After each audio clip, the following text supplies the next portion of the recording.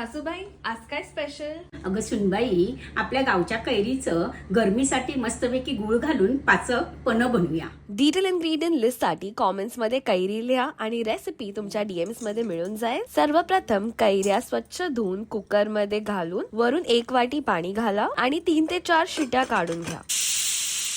मग कुकर थंड झाला की कैऱ्या बाजूला काढून थंड करा. मग सालं काढून जितका गर काढू शकता तितकं काढून घ्या. गरम असेल तर चमचा वापरा, नाहीतर हाताने सुद्धा काढू शकता. 3 मोठ्या कैऱ्यांपासून 2 वाट्या गर निघाला आहे. हे आता गॅसवर ठेवा. त्यात सम प्रमाणात गुळ घालून मग काळं मीठ, साधं मीठ आणि वेलची पूड घाला. गुळ वितळेपर्यंत परतवत राहा. अशी तुकतुकी म्हणजे शाईन आली की परफेक्ट शिजला आहे. गरम असतानाच गाळून घ्या. कैरीच्या काही तुकड्या राहिल्या असतील किंवा चोता राहिला असेल तो निघून जाईल. आता एकजीव करा आणि आपलं पन्ह्याचं अर्क तयार आहे. हे तुम्ही 4 ते 6 महिने फ्रीज मध्ये स्टोर करू शकता. आता पन्ह बनवण्यासाठी ग्लास मध्ये केसर आणि काळं मीठ घाला. त्यात 2 चमचे पन्ह्याचं अर्क घालून थंड गार पाणी घाला. मस्तपैकी मिक्स करून वरून पुदिन्याच्या पानाने गार्निश करा. किती सुंदर दिसतंय ना. आपलं समर स्पेशल कैरीचं पन्ह तयार आहे. एकदम मस्त आंबट गोड लागतं आणि इतकं रिफ्रेशिंग वाटतं की तुम्ही कोल्ड्रिंक सोडून हेच प्याल. ही सोपी रेसिपी तुम्ही नक्की ट्राय करून बघा आणि तुमचा फीडबॅक कॉमेंट्स मध्ये द्या. धन्यवाद.